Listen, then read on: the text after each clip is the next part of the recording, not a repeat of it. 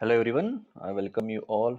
तो आज हम देखेंगे salient features of the constitution. क्या देखेंगे? Salient feature of the constitution. ठीक है, बेसिकली बेसिक सा चैप्टर है लेकिन बहुत ही इंपॉर्टेंट है। बहुत सी चीज़ें जो है आपको सीखने के लिए मिलेंगी। ठीक है, और आप एक काम करना दोस्तों, आप जो है इंडियन पॉलिटी की जो भी 7th एडिशन लक्ष्मीकांत की वो खोल के रखना। ठीक है, जैसे जैसे मैं पढ़ूंगा आप भी उधर बुक में देखते जाना। ठीक है, क्योंकि हम वर्ड टू वर्ड और लाइन टू लाइन क्या करने जा रहे हैं, डिकोड करने जा रहे हैं। तो आपको क्या, आप यानी मैं जो पढ़ रहा हूँ वो कहाँ से है, मैं किस किस लाइन से पढ़ रहा हूँ वो भी आपको मालूम होना जरूरी है। ठीक है, तो आप बुक भी खोल के रख सकते हो, या फिर अगर आप सुनना चाहते हो सिर्फ तो सुन भी सकते हो। ठीक है, चलो फिर शुरू करते हैं। क्या देखेंगे अभी इंडियन पॉलिटी में? Salient features of the constitution. ठीक है, लेक्चर्स की अपडेट के लिए हमारा क्या टेलीग्राम चैनल ज्वाइन कर लीजिएगा। अगर आप मुझसे कुछ बात करना चाहते हो तो आप क्या कर सकते हो, मुझे इंस्टाग्राम पे मैसेज कर सकते हो। ठीक है, इंस्टाग्राम और टेलीग्राम का लिंक आपको डिस्क्रिप्शन में मिल जाएगा। चलो फिर शुरू करते हैं। ठीक है, तो देखो इंट्रोडक्शन में यहाँ पे बताया हुआ है ने कि 42nd कॉन्स्टिट्यूशनल अमेंडमेंट एक्ट 1976, इसको क्या कहा जाता है? इसको कहा जाता है भाई मिनी कॉन्स्टिट्यूशन। क्यों मिनी कॉन्स्टिट्यूशन कहा जाता है? क्योंकि due to the important and large number of changes made by it in various parts of the constitution, यानी हमारे कॉन्स्टिट्यूशन के जो पार्ट्स है उसमें इसने क्या किया, इस basically 42nd constitutional amendment act ने वेरियस और बहुत ही इंपॉर्टेंट चेंजेस किए गए हैं। ठीक है, इस एक्ट ने। ठीक है, इसलिए इसे क्या कहा जाता है? मिनी कॉन्स्टिट्यूशन कहा जाता है। ठीक है, सिर्फ ध्यान में रखो। ठीक है, इसने कौन से चेंजेस किए गए आपको लक्ष्मीकांत में नहीं मिलेगा, बहुत ही स्कैटर्ड पोर्शन है वो। ठीक है, तो मैं क्या करूंगा, जैसे जैसे हम आगे बढ़ेंगे, ठीक है, सब एक जगह कंपाइल करके इस एक्ट ने बेसिकली कौन कौन से चेंजेस किए हैं तो उसे बहुत अच्छी तरीके से हम क्या लेंगे, समझ के लेंगे। ठीक है, उसके बाद देखो केशवानंद भारती केस 1973। ठीक है, ये जब फर्दर पढ़ेंगे तब आ जाएगा, यहाँ पे दिया हुआ है तो आप सिर्फ ध्यान में रखिएगा कि केशवानंद भारती केस में क्या लाया गया था, बेसिक स्ट्रक्चर का इंट्रोडक्शन हुआ था सुप्रीम कोर्ट के द्वारा। ठीक है, लेकिन सुप्रीम कोर्ट ने बेसिक स्ट्रक्चर क्या है ये बताया नहीं था कि यही पर्टिकुलर बेसिक स्ट्रक्चर है, ऐसा कुछ बताया गया नहीं है सुप्रीम कोर्ट के द्वारा। सिर्फ यानी प्रोनाउंसिएशन किया गया था कि ये बेसिक स्ट्रक्चर है। बेसिकली बेसिक स्ट्रक्चर क्या क्या है सुप्रीम कोर्ट ने बताया कि ये चीजें बेसिक स्ट्रक्चर है, लेकिन बेसिक स्ट्रक्चर यानी ऐसा होता है, ऐसा कुछ सुप्रीम कोर्ट के द्वारा बताया गया नहीं है। तो इस सुप्रीम केशवानंद भारती केस 1973 में क्या कहा था सुप्रीम कोर्ट ने कि constituent power of parliament under article 368 does not enable it to alter the basic structure of the constitution. Basically क्या है, आर्ट जो भी हमारा कॉन्स्टिट्यूशन में अमेंडमेंट होता है वो होता है अंडर आर्टिकल 368 में। ठीक है, तो बेसिकली केशवानंद भारती केस में सुप्रीम कोर्ट ने कहा था कि अंडर आर्टिकल 368 पार्लियामेंट जो है वो क्या, हमारी कॉन्स्टिट्यूशन का बेसिक स्ट्रक्चर है, इसको बदल नहीं सकती है। क्या कर सकती नहीं है? बेसिक स्ट्रक्चर को बदल नहीं सकती है। ठीक है, खाली इतना ही ध्यान में रखो। ये जो है केशवानंद भारती केस 1973, आगे समझ में आ जाएगा। आप इतना रिलेवेंट है नहीं, सैलेंट फीचर्स देख रहे हैं। ठीक है, तो आगे बढ़ते हैं। ठीक है, तो देखते हैं, चलो फिर सैलेंट फीचर्स देखेंगे अभी हम। तो सबसे पहले देखेंगे लेंजियस रिटर्न कॉन्स्टिट्यूशन। तो बेसिकली क्या है, हमारा जो कॉन्स्टिट्यूशन है वो क्या है, रिटर्न है। बेसिकली अगर कॉन्स्टिट्यूशन को क्लासिफाइड करना हो तो इन्होंने बताया कि एक रिटर्न रह सकता है और अनरिटर्न रह सकता है। रिटर्न यानी लिखित रह सकता है और ये अलिखित भी रह सकता है। ठीक है, रिटर्न का एग्जांपल अगर आप देखना चाहते हैं, इंडिया, हमारे इंडिया का कॉन्स्टिट्यूशन कैसा है, रिटर्न है। अगर अनरिटर्न अगर देखना होता है यूके का कॉन्स्टिट्यूशन जो कि लिखित नहीं है। ठीक है, तो उन्होंने देखो यहाँ पे Constitution of India is the lengthiest of all the written constitution of the world. It is a very comprehensive, elaborate and detailed document. ठीक है, अब हमारा जो कॉन्स्टिट्यूशन इंडिया का, इसे लेंदियस्ट क्यों कहा गया है? क्योंकि ये जो कॉन्स्टिट्यूशन है ये क्या है, हमारा वर्ल्ड का लेंदियस्ट है। लेकिन क्यों है? क्योंकि इसमें जो है बहुत ही एलेबोरेट प्रोविजंस दिए हुए हैं, बहुत ही डिटेल में, बहुत ही कॉम्प्रिहेंसिव, जो भी प्रोविजंस है दिए हुए है, यानी बहुत ही डिटेल में दिया हुआ है। जो भी दिया हुआ है ना वो बहुत ही क्या, डिटेल में दिया है। इसलिए हमारा जो कॉन्स्टिट्यूशन है वो क्या हो गया, लेंदिएस्ट हो गया। ठीक है, बेसिकली जब हमारा कॉन्स्टिट्यूशन एडॉप्ट किया गया था, कब एडॉप्ट किया गया था? 26 नवंबर 1949 में। तब हमारे कॉन्स्टिट्यूशन में क्या क्या था? तब हमारे कॉन्स्टिट्यूशन में था प्रीएम्बल। क्या था हमारे कॉन्स्टिट्यूशन में? प्रीएम्बल था। ठीक है, 395 आर्टिकल्स थे। कितने थे? 395 आर्टिकल्स थे। ठीक है, और क्या था? और थे 8 शेड्यूल थे। क्या थे? 8 शेड्यूल थे। ठीक है, ये जो 395 आर्टिकल्स है किस 22 पार्ट्स में क्या थे, डिवाइड थे। ठीक है, देखो कितने सारे आर्टिकल्स थे। ठीक है। 8 शेड्यूल्स थे, 22 पार्ट्स थे, यानी जो भी हमारे कॉन्स्टिट्यूशन में प्रोविजंस दिए हुए हैं ना, वो बहुत ही डिटेल तरीके से, बहुत ही इलैबोरेट तरीके से, बहुत ही कॉम्प्रिहेंसिव वे में दिए गए। इसलिए हमारा कॉन्स्टिट्यूशन जो क्या हो गया, बल्कि हो गया, बहुत क्या हो गया, लेंदी हो गया। ठीक है। अब प्रेजेंट सिनेरियो में अगर देखें तो हमारे कॉन्स्टिट्यूशन में क्या है, 470 आर्टिकल्स है। कितने हैं? 470 आर्टिकल्स है। ठीक है। शेड्यूल कितने हैं? शेड्यूल है हमारे 12। ठीक है। और पार्ट्स कितने हैं? पार्ट्स है अभी 25। देखो, ओरिजिनली कितने थे? 395 थे। ठीक है। शेड्यूल कितने थे? 8 थे। ठीक है। और पार्ट्स कितने थे? 22। अगर आप देखिए तो ये जो नंबर है क्या हो गया, बढ़ गया है। ठीक है। यानी जो भी प्रोविजंस है वो बढ़ते ही जा रहे हैं। ठीक है। यानी और लेंदिएस्ट होते जा रहा है, ऐसा भी हम कह सकते हैं। ठीक है। चलो फिर आगे बढ़ते हैं। ठीक है। No other constitution in the world has so many articles and schedule. तो बेसिकली क्या, हमारे कॉन्स्टिट्यूशन बहुत ही इलेबोरेट तरीके से दिया गया है। तो यानी वर्ल्ड के जो अदर कॉन्स्टिट्यूशन है, फॉर एग्जाम्पल अमेरिका, ठीक है, उनके कॉन्स्टिट्यूशन में इतने सारे आर्टिकल्स नहीं दिए हुए, इतने सारे शेड्यूल्स नहीं दिए। ठीक है। जैसे कि यहाँ पे उन्होंने बताया गया है कि American constitution originally consisted of only 7 articles. यानी अमेरिका का जो कॉन्स्टिट्यूशन है यूएसए का, उसमें कितने आर्टिकल्स है भैया? सिर्फ 7 आर्टिकल्स है। ठीक है। ऑस्ट्रेलिया के अगर देखोगे आप तो 128 है। ठीक है। और चाइनीज कॉन्स्टिट्यूशन देखोगे तो 138 है। और कैनेडियन देखोगे तो कितना है? 147। ठीक है। लेकिन इंडिया के कितने थे भाई? जब कॉन्स्टिट्यूशन एडॉप्ट किया तभी इंडिया के 395 थे। अब कितने भैया? 470 है। समझ में आ रहा है? ठीक है। लेंदियस कॉन्स्टिट्यूशन क्यों कहा गया है? हमारा कॉन्स्टिट्यूशन सबसे पहले तो क्या है, रिटर्न है। ठीक है। उसके बाद लेंदियस, लेंदियस इसलिए कहा गया है कि जो हमारा कॉन्स्टिट्यूशन है वो बहुत ही कॉम्प्रिहेंसिव डॉक्यूमेंट है। ये जो प्रोविजंस है बहुत ही अच्छी तरीके से इलेबोरेट किए गए हुए हैं। ठीक है। इसलिए हमारा जो कॉन्स्टिट्यूशन है वो क्या हो गया, लेंदियस्ट है। क्या है? लेंदियस्ट है। ठीक है। अब ये जो लेंदियस हो गए, लेकिन किस वजह से हो गए? ठीक है। तो 4 फैक्टर्स इन्होंने बात बताए हुए हैं यहाँ पे। एक तो बताया गया है कि जियोग्राफिकल फैक्टर। ठीक है। जियोग्राफिकल फैक्टर कैसे? तो देखो, vastness of the country and it's diversity. Geographical factor का इन्होंने बताया कि हमारी कंट्री जो है बहुत वास्ट है। एक्सपांस, एक्सपांड या फिर एक्सपांस। ठीक है। क्या है? हमारी कंट्री का बहुत बड़ा एक्सपांड है। ठीक है। उसके अलावा डाइवर्सिटी देखो, डाइवर्सिटी है या नहीं? हमारी कंट्री की खासियत ये है ना कि हमारी कंट्री में क्या है, बहुत सी डाइवर्सिटी है। इतने सारे रिलीजन है, इतने सारे कास्ट है। ठीक है। फिर भी हारमोनी में रहते हैं। ठीक है। क्या रहते हैं? फिर भी हारमोनी में रहते हैं। ठीक है। अब इतने सारे कास्ट है, इतने सारे शेड्यूल ट्राइब्स है, शेड्यूल कास्ट है। ठीक है। उनके लिए भी प्रोविजन है, सेफगार्ड्स है, ओबीसी है, जनरल है, ओपन है। ठीक है। माइनॉरिटीज है। ठीक है। इसलिए क्या, जियोग्राफिकल फैक्टर भी इन्होंने क्या किया हुआ है, कंसिडर किया है कि जियोग्राफिकल फैक्टर की वजह से भी या फिर डाइवर्सिटी की वजह से भी क्या हो रहा है, हमारे जो कॉन्स्टिट्यूशन है वो वास्ट हो गया। ठीक है। या फिर लेंदिएस्ट हो गया। दूसरा उन्होंने कहा है कि हिस्टोरिकल फैक्टर। ठीक है। अब हिस्टोरिकल फैक्टर में सबसे ज्यादा इन्फ्लुएंस अगर देखिए तो किसका है? गवर्नमेंट ऑफ इंडिया एक्ट 1935 का। गवर्नमेंट ऑफ इंडिया एक्ट 1935 का। ठीक है। यानी ज्यादा, यानी 250 प्रोविजंस जो है वो तो सिर्फ गवर्नमेंट ऑफ इंडिया एक्ट से लिए गए हैं। ठीक है। तो हिस्टोरिकल क्या है, इन्फ्लुएंस था गवर्नमेंट ऑफ इंडिया एक्ट 1935 का। ठीक है। उसके बाद देखो, सिंगल कॉन्स्टिट्यूशन है भैया। जैसे कि आपको पता है हमारे यहाँ क्या है, पॉलिटी क्या है, ड्यूअल पॉलिटी है। क्या है? ड्यूअल पॉलिटी है। अब सर ड्यूअल पॉलिटी यानी क्या होता है? तो बेसिकली क्या है, एक पॉलिटी सेंटर पे और दूसरा क्या है, स्टेट पे। सेंटर में देखो तो लोकसभा आता है, राज्यसभा आता है। ठीक है। स्टेट में देखो तो स्टेट लेजिस्लेटिव असेंबली और स्टेट लेजिस्लेटिव काउंसिल आता है। ठीक है। Council of state legislative council आता है। ठीक है। आता है। ठीक है। ये लोकसभा, ये राज्यसभा, ये स्टेट लेजिस्लेटिव असेंबली। ठीक है। यूनिकैमरल है कहाँ पे? तो कहाँ पे क्या है, बाई कैमरल है। स्टेट की बात कर रहा हूँ। ठीक है। लेकिन सेंटर में क्या है, बाई कैमरल है। बाई कैमरल यानी जहाँ पे 2 हाउसेस रहते हैं उसे कहा जाता है बाई कैमरल, और जहाँ पे एक हाउस रहता है उसे कहा जाता है यूनी कैमरल। ठीक है। तो सिंगल कॉन्स्टिट्यूशन है भैया। ऐसा है क्या कि स्टेट के अपने अलग कॉन्स्टिट्यूशन है? नहीं है ना। ठीक है। सेंटर और स्टेट का क्या है, एक ही कॉन्स्टिट्यूशन है। यानी स्टेट के लिए भी जो कुछ प्रोविजंस है वो भी एक ही कॉन्स्टिट्यूशन में क्या, ऐड कर दिए गए हैं। तो इस वजह से भी है कॉन्स्टिट्यूशन क्या हो गया, लेंथीएस्ट हो गया। ठीक है।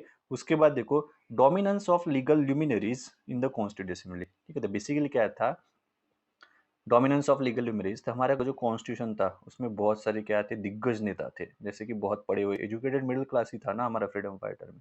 ठीक है। क्या था, लॉयर्स थे। अब लॉयर्स थे भैया, तो उन्होंने क्या किया, बेसिकली उस हिसाब से यानी बनाया बहुत से ऐसे, जैसे बहुत से ऐसे कीवर्ड्स भी हमारे कॉन्स्टिट्यूशन में जो यानी आम इंसान के समझ में नहीं आता है जल्दी। ठीक है। वो इसी वजह से कि वो लॉयर की जो संख्या थी वो बहुत ज़्यादा थी। ठीक है। और बेसिकली लीगल लुमिनरीज क्या थी, बहुत ज़्यादा थी, इसलिए लॉयर ध्यान में रख सकते हो, ज़्यादा कुछ टेंशन मत लो यहाँ पे, ठीक है। क्वेश्चन ज़्यादा बनता नहीं है यहाँ पे, लेन दिस रिटन कॉन्स्टिट्यूशन ऐसा ही कुछ आ जाएगा आपका क्वेश्चन में, ठीक है। तो क्या थी, डोमिनेंस ऑफ लीगल ल्यूमिनरीज भी था, यानी लॉयर्स वगैरह ऐसे जो भी थे दिग्गज नेता वो बहुत ज़्यादा थे, इसलिए क्या हो गया उसके भी यानी जो प्रोविजंस थे वो बहुत डिटेल में दिए गए, ठीक है। इसी वजह से भी हमारी कॉन्स्टिट्यूशन की जो लेंथ है वो क्या हो गई, बढ़ गई, ठीक है। तो कौन से 4 फैक्टर्स थे भैया, एक तो था geographical factor, vastness of the country, ठीक है, उसके बाद डाइवर्सिटी थी, ठीक है। Historical factor, government of India act 1935, single constitution है भैया सेंटर और स्टेट के लिए, और क्या लॉयर थे ज़्यादा ज़्यादा से ज़्यादा कॉन्स्टिट्यूशन असेंबली में हमारे, ठीक है। उसके बाद देखो नीचे क्या दिया है, constitution contains not only the fundamental principle of governance but also detail administrative provisions, यानी हम और फर्दर पढ़ लेते हैं, ठीक है। Further those matters which in other modern democratic countries have been left to the ordinary legislation or established political convention have also been included in the constitutional document itself in India, ठीक है। तो basically क्या बोल रहा है कि हमारा जो कॉन्स्टिट्यूशन है, क्या है हमारा जो कॉन्स्टिट्यूशन है, ठीक है, ये गवर्नेंस के जो फंडामेंटल्स है प्रोविजंस वो तो क्या है दिए हुए है, लेकिन एडमिनिस्ट्रेटिव प्रोविजन भी बहुत ही अच्छी तरीके से डिटेल में दिए हुए है इसमें, ठीक है। यानी हमारे कॉन्स्टिट्यूशन में गवर्नेंस करने के लिए जो फंडामेंटल्स चीजें होती है, ठीक है, उसके बारे में तो दिया हुआ है, ठीक है। लेकिन साथ ही साथ एडमिनिस्ट्रेशन कैसा करना है इसके भी बारे में बहुत ही डिटेल में इंफॉर्मेशन दी हुई है, ठीक है। जैसे हम फर्दर पढ़ेंगे ना, देखो बहुत सी चीजें ऐसी है आपकी स्टार्टिंग में समझ में नहीं आएंगी, या फिर लगेगा कि इट्स ओके यार हम पढ़ रहे हैं, या फिर जो सर बोल रहे हैं वो समझ में नहीं आ रहा, लेकिन जैसे जैसे चैप्टर्स आपके कंप्लीट होते जाएंगे सभी चीजें आपको अपने आप ध्यान में आती जाएंगी। अच्छा यार एडमिनिस्ट्रेशन का डिटेल प्रोविजन दिया हुआ है, अच्छा यार गवर्नेंस का भी यानी बहुत से प्रोविजंस दिए हुए हैं, जैसे कि गवर्नर हो गया, प्रेसिडेंट हो गया, प्राइम मिनिस्टर, ठीक है, ये गवर्नेंस कर रहे, ठीक है। उसके बाद देखो एडमिनिस्ट्रेशन का भी दिया हुआ है, ठीक है, वो आपको पता चलेगा। और ऐसे बहुत से और ऐसे बहुत सारे प्रोविजंस है जो अदर कॉन्स्टिट्यूशन ने क्या छोड़ दिए थे, ठीक है, क्या छोड़ दिए थे, वो सारे प्रोविजंस भी हमारे कॉन्स्टिट्यूशन में क्या कर दिए गए, इंक्लूड कर दिए गए, क्या कर दिए गए, इंक्लूड कर दिए गए। आपको जैसे कि आपको पता है कि अभी आएगा फीचर्स में, हमारा कॉन्स्टिट्यूशन क्या है, बोरोड कॉन्स्टिट्यूशन है, क्या है, बोरोड कॉन्स्टिट्यूशन है। 64 कंट्रीज क्या घूमे थे हमारे कॉन्स्टिट्यूशन मेकर्स, ठीक है, यानी सभी को सभी यानी जो भी कंट्रीज थे सभी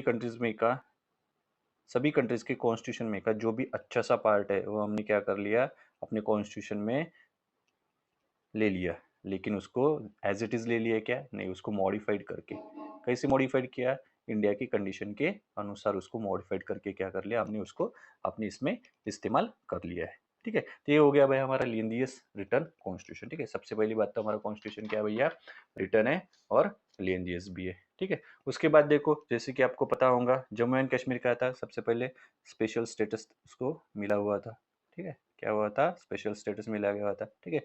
लेकिन 2019 से क्या है जो स्पेशल स्टेटस है वो छीन लिया गया, ठीक है। अब जो हमारा जम्मू एंड कश्मीर है उसको 2 यूनियन टेरिटरीज में बांट लिया गया है, एक हो गया जम्मू एंड कश्मीर और दूसरा हो गया लद्दाख, दूसरा क्या हो गया, लद्दाख हो गया, ठीक है। ये बात यहाँ पे ध्यान में रखना, आपकी इसमें दिए हुए, ठीक है, वो दिया हुआ है कि कॉन्स्टिट्यूशन ऑर्डर वगैरह 2019 वो वहाँ पे पढ़ लेना, ठीक है। बाकी अगर सारांश में देखो तो यही बात मैंने आपको बताई है कि जम्मू एंड कश्मीर को सबसे पहले क्या था, स्पेशल स्टेटस था अंडर आर्टिकल 370, ठीक है। कभी भी आपको लगे कि आर्टिकल 370 सर हमको पढ़ा दो, ठीक है, तो आर्टिकल 370 और आर्टिकल 335 है, अभी है तो नहीं काम में लेकिन अब पढ़ सकते हैं अगर आपकी इशू हो तो, ठीक है। तो क्या कर लिया गया 2019 में, 2 यूनियन टेरिटरीज में इसको बाइफरकेट कर दिया, ठीक है, 2 सेपरेट यूनियन टेरिटरीज बता देगी, एक होगी जम्मू एंड कश्मीर और दूसरा होगी अपनी लद्दाख, ठीक है। उसके बाद देखो आगे बढ़ते, ड्रॉन फ्रॉम वेरियस सोर्सेज, अभी इसका मीनिंग क्या होता है, ड्रॉन फ्रॉम वेरियस सोर्सेज, यानी हमारा जो कॉन्स्टिट्यूशन है वो बहुत सारे सोर्सेज से लिया गया है, बोरो किया गया है, बोरोड कॉन्स्टिट्यूशन है हमारा, यानी बहुत से प्रोविजंस है वो हमने अलग अलग कंट्री से लिए हुए है, ठीक है। जैसे कि देखो स्ट्रक्चरल पार्ट कहाँ से लिया है, गवर्नमेंट ऑफ इंडिया एक्ट 1935 से लिया हुआ है। फिलोसॉफिकल पार्ट कहाँ से लिया है, यूएसए और आयरिश से, ठीक है, यूएसए और आयरिश कॉन्स्टिट्यूशन है। फिलोसॉफिकल पार्ट में क्या आ जाता है, तो फंडामेंटल राइट्स आ जाता है, तो फंडामेंटल राइट्स कहाँ से लिया है भैया, हमने यूएसए से लिया है, ठीक है। फंडामेंटल राइट्स को यूएसए में बोला जाता है बिल ऑफ राइट्स, क्या कहा जाता है, बिल ऑफ राइट्स, ठीक है। उसके बाद आयरिश कॉन्स्टिट्यूशन से क्या लिया है भाई, DPSP यानी directive principle of state policy. तो DPSP क्या है आगे चल के पता चलेगा, लेकिन यहाँ पे बताऊँ तो सीधी लैंग्वेज में तो ये स्टेट की ड्यूटीज़ है। क्या है? स्टेट की ड्यूटीज़ है। जैसे हमारी कुछ ड्यूटीज़ है ना, फंडामेंटल ड्यूटीज़, उसी तरह DPSP क्या है? स्टेट की ड्यूटीज़ है। पॉलिटिकल पार्ट कहाँ से लिया है? ब्रिटिश कॉन्स्टिट्यूशन से लिया है भाई। ब्रिटिश कॉन्स्टिट्यूशन कैसा है भाई? अनरिटन है, ठीक है। पॉलिटिकल पार्ट यानी यही पार्लियामेंट्री सिस्टम जो देख रहे हैं ना अभी हम, प्राइम मिनिस्टर वगैरह, ये कहाँ से लिया है भैया? हमने ब्रिटिश कॉन्स्टिट्यूशन से लिया हुआ है, ठीक है। और अदर बहुत से, कनाडा, रशिया, जर्मनी, इससे भी हमने क्या किए हुए हैं? अदर पार्ट्स लिए हुए हैं, ठीक है। तो आपको जैसे हम आगे बढ़ेंगे वो समझ में आ जाएगा, ठीक है। तो क्या है? Drawn from A various sources, यानी हमारे कॉन्स्टिट्यूशन जो हमने बहुत सारे कंट्री से लिया हुआ है, यानी जो भी अच्छे अच्छे फीचर्स थे हमने क्या कर लिए? बोरो कर लिए और उसे मॉडिफाइड कर लिया हमारे इंडिया के, यानी इंडिया की जो भी सिचुएशन है उसके अनुरूप में, ठीक है। डॉक्टर बाबा साहब आम्बेडकर ने क्या कहा था भैया? वही कहा था कि Constitution of India has been framed after ransacking all the known constitutions of the world। यानी कॉन्स्टिट्यूशन जो भी है हमारे वर्ल्ड के, यानी उनको छाना है, उनकी छाननी करके, ठीक है।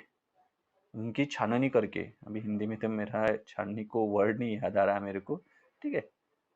तो यानी छाननी करके क्या किया है हमने? छाननी तो पता होंगे ना, ठीक है।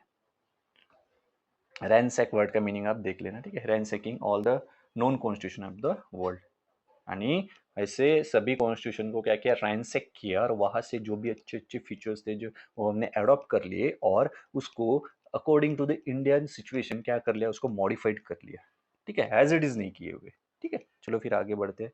ये ध्यान में रखना, ठीक है। स्ट्रक्चरल पार्ट कहाँ से लिया है? गवर्नमेंट ऑफ इंडिया एक्ट से। Philosophical part US and Irish है और पॉलिटिकल पार्ट ब्रिटिश है, ठीक है। ये फिलोसॉफिकल पार्ट हमारे कॉन्स्टिट्यूशन में प्रीएम्बल भी क्या करता है? एक्सप्रेस करता है। फंडामेंटल राइट्स भी एक्सप्रेस करते हैं और DPSP भी एक्सप्रेस करते हैं। ये बात यहाँ पे ध्यान में रखना, ठीक है। और जो भी पॉलिटिकल पार्ट है वो कहाँ से लिया हुआ है? ब्रिटिश कॉन्स्टिट्यूशन से हमने लिया हुआ है। चलो फिर आगे बढ़ते हैं। उसके बाद देखो blend of rigidity and flexibility, ठीक है।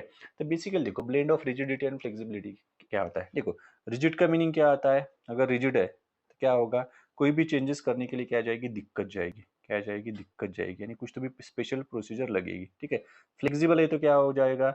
यानी हम इजीली उसमें चेंजेस कर पाएंगे, ठीक है। यही यहाँ पे, ठीक है। तो क्या है? Rigid constitution. रिजिड कॉन्स्टिट्यूशन यानी क्या होता है कि अगर कॉन्स्टिट्यूशन का अगर अमेंड करना है, क्या करना है? कॉन्स्टिट्यूशन को अगर अमेंड करना है तो उसके लिए कि क्या लगेगा? एक स्पेशल प्रोसीजर लगेगी। क्या लगेगी?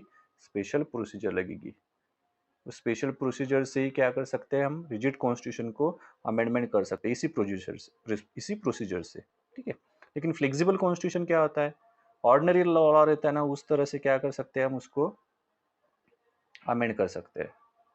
जिस तरह से एक ऑर्डिनरी लॉ क्या लाया जाता है उसी तरह से क्या, यानी सिंपल प्रोसीजर से हम क्या कर सकते हैं? फ्लेक्सिबल कॉन्स्टिट्यूशन को अमेंड कर सकते हैं, ठीक है। तो बेसिकली देखो फ्लेक्सिबल कॉन्स्टिट्यूशन क्या आता है? Can be amended in the same manners as the ordinary laws are made, ठीक है। यानी क्या इजीली क्या कर सकते हैं? हम ऑर्डिनरी लॉ जैसे लाया जाता है उसी लॉ की तरह से हम क्या उसी लॉ यानी उसी लॉ की तरह हम क्या कर सकते हैं? कॉन्स्टिट्यूशन को अमेंड कर सकते हैं। तो उसे क्या कहा जाता है? उसे कहा जाता है फ्लेक्सिबल कॉन्स्टिट्यूशन। रिजिड यानी क्या लगेगा? स्पेशल प्रोसीजर लगेगी भाई। रिजिड कॉन्स्टिट्यूशन का एग्जांपल दिया हुआ इन्होंने अमेरिका का कॉन्स्टिट्यूशन, अमेरिकन कॉन्स्टिट्यूशन। और फ्लेक्सिबल का देखो तो ब्रिटिश कॉन्स्टिट्यूशन, यानी हम इजीली क्या कर सकते हैं? उसमें अमेंडमेंट कर सकते हैं, ठीक है। लेकिन हमारे इंडिया का जो कॉन्स्टिट्यूशन है भैया वो सिंथेसिस है। अब सिंथेसिस यानी क्या हो गया? दोनों का मिक्सचर है, रिजिड कॉन्स्टिट्यूशन और फ्लेक्सिबल कॉन्स्टिट्यूशन का। यानी हमारा कॉन्स्टिट्यूशन आपको कई जगह रिजिड भी दिखेगा तो कई जगह फ्लेक्सिबल भी दिखेगा, ठीक है। ये बात यहाँ पे ध्यान में रहेगा। हमारा कॉन्स्टिट्यूशन क्या है? सिंथेसिस ऑफ है, यानी ब्लेंड है रिजिडिटी और फ्लेक्सिबिलिटी का, मिलाप है उनका, मिलाप है, ठीक है। यानी ब्लेंड है रिजिडिटी एंड फ्लेक्सिबिलिटी का, सिंथेसिस ऑफ बोथ, ठीक है। ये बात यहाँ पे ध्यान में रखना, ठीक है। यानी जहाँ पे रिजिड कॉन्स्टिट्यूशन की जरूरत है वहां पे हमारा कॉन्स्टिट्यूशन रिजिड है, जहाँ पे फ्लेक्सिबल होने की जरूरत है वहां पे हमारा कॉन्स्टिट्यूशन क्या है? फ्लेक्सिबल है, ठीक है। तो बेसिकली देखो under article amendment of constitution में आपको ये आर्टिकल 368 का जो भी यानी मामला है ना वो पूरा क्लियर हो जाएगा, ठीक है। अब ये सिर्फ जितना बताता हूँ उतना ही ध्यान में रखो, ठीक है। देखो अंडर आर्टिकल 368 हमारे कॉन्स्टिट्यूशन को अमेंडमेंट करने के लिए टू टाइप्स दिए हुए हैं। क्या दिए हुए हैं? Two types. एक होता है स्पेशल मेजोरिटी से, एक होता है स्पेशल मेजोरिटी, ठीक है। और एक होता है स्पेशल मेजोरिटी प्लस रेटिफिकेशन लगता है हाफ स्टेट का, ठीक है। ये सिंपल मेजोरिटी से चाहिए होता है। ठीक है। तो जो भी फेडरल प्रोविजंस रहते हैं ना, वो इस प्रोसीजर से क्या किए जाते हैं, अमेंड किए जाते हैं। ठीक है। और बाकी जो भी प्रोविजंस है स्पेशल मेजोरिटी से, और बचे हुए ठीक है वो सिंपल मेजोरिटी से किए जाते हैं। क्या किए जाते हैं, सिंपल मेजोरिटी से। ठीक है। अब स्पेशल मेजोरिटी यानी क्या होता है, तो स्पेशल मेजोरिटी यानी क्या होता है कि यानी जो हमारा पार्लियामेंट है उसके यानी हर एक हाउस के यानी लोकसभा की बात करें, चलो लोकसभा की बात करते हैं। ठीक है। यानी क्या होता है, लोकसभा में देखो 545 क्या है सीट्स है। ठीक है। इसकी मेजोरिटी कितनी हो जाएगी, 272 प्लस 1। ठीक है, यानी 273 हो जाएगी। ठीक है। अब 273 में से क्या हो जाएंगे, 50% यहाँ पे क्या हो जाएगी, स्पेशल मेजोरिटी रहेगी। ठीक है। इसके भी क्या होने को चाहिए, 50% प्रेजेंट रहने चाहिए एंड वोटिंग होनी चाहिए। इसको कहा जाता है स्पेशल मेजोरिटी। बहुत अच्छी तरीके से आगे समझ में आ जाएगा। ठीक है। यहाँ पे थोड़ा हम यानी कम इन्फॉर्मेशन लेंगे क्योंकि बहुत से प्रोविजन है एक ही लेक्चर में ख़त्म करने की कोशिश कर रहा हूँ मैं। ठीक है। तो स्पेशल मेजोरिटी यानी क्या हो जाता है कि 50% यानी मेजोरिटी ऑफ द हाउस, सबसे पहले क्या मेजोरिटी ऑफ द हाउस रहनी चाहिए, और उस मेजोरिटी के 50% जो लोग हैं मेंबर्स है वो प्रेजेंट रहने चाहिए और उन्होंने वोटिंग करनी चाहिए। सिंपल मेजोरिटी यानी मेजोरिटी ऑफ द हाउस के मेंबर्स जो है वो क्या चाहिए, प्रेजेंट रहनी चाहिए और वोटिंग होनी चाहिए। बस हो गया। ठीक है। यहाँ पे इतना ही ध्यान में रखो। ठीक है। आगे चल के बहुत अच्छी तरीके से एक्सप्लेन करने वाला हूँ मैं। ठीक है। ये पोर्शन इतना अच्छा सा करवा दूंगा ना आपको, कहीं और जाने की जरूरत नहीं पड़ेगी। ठीक है। ये हो गई फिर blend of rigidity and flexibility.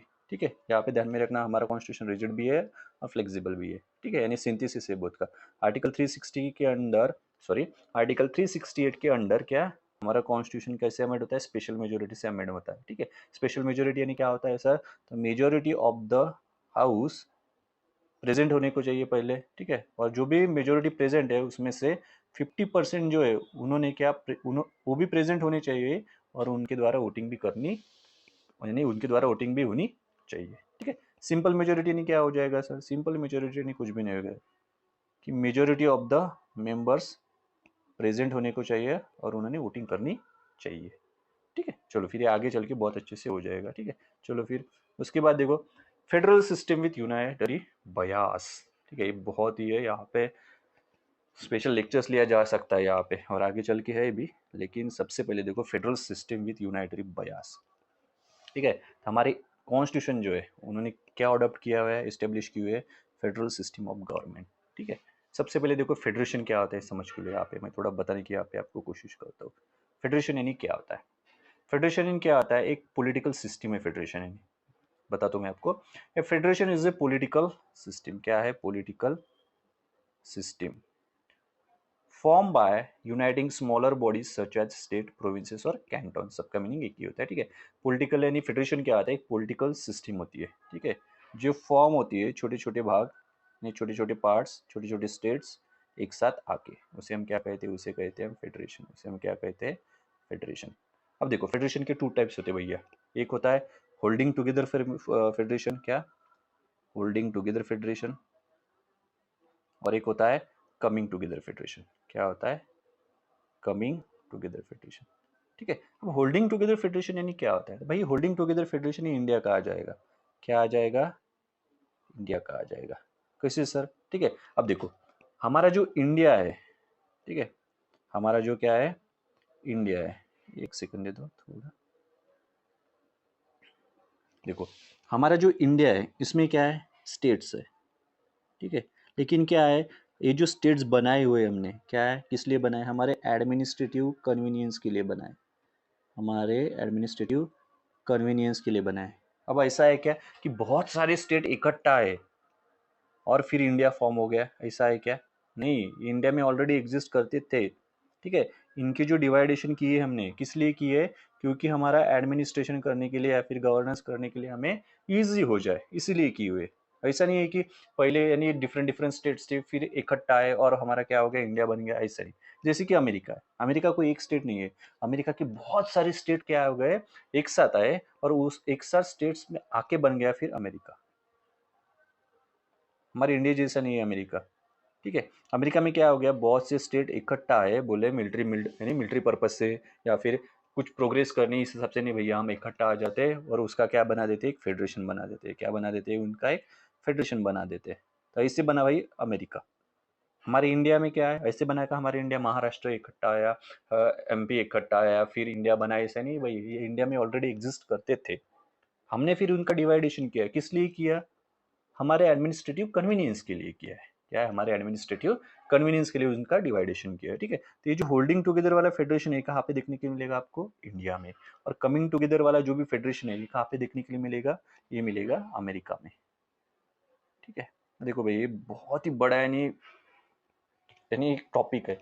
आप अगर कहोगे, कमेंट सेक्शन में लिख देना, मैं स्पेशल लेक्चर लेके आऊंगा और बहुत अच्छी तरीके से पढ़ाऊंगा, ठीक है। अभी थोड़ा लेक्चर का भी ध्यान रखते हुए मैं थोड़ा थोड़ा कम बताऊंगा, ठीक है।